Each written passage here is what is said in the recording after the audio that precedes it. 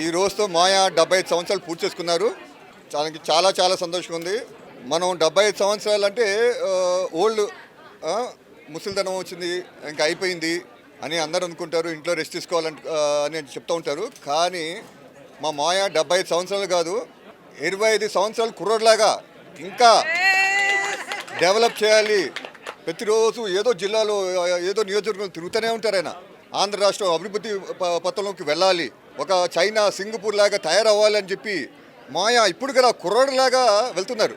ఈరోజు చెప్పాలంటే ఏజ్ పీపుల్కి ఈయన ఒక మార్గదర్శి, ఒక ఇన్స్పిరేషన్. ఏజ్ అయిపోయిన వాళ్ళు ఇంట్లో కూర్చోవాలి, లేదు మన దగ్గర పని చేయవచ్చు, ఈ వయసులో దగ్గర పని చేయవచ్చు అని చెప్పి ఒక ఇన్స్పిరేషన్ లాగా ఉన్నారు. మన ఏజ్ వాళ్ళకే కాదు, యువత కూడా మీరు ముందుకు రావాలి, మన ఆంధ్ర రాష్ట్రం అభివృద్ధి చెందాలంటే మీ తోడ్పాటు ఉండాలని చెప్పి ఆయన ఒక ఎగ్జాంపుల్గా ఉన్నారు.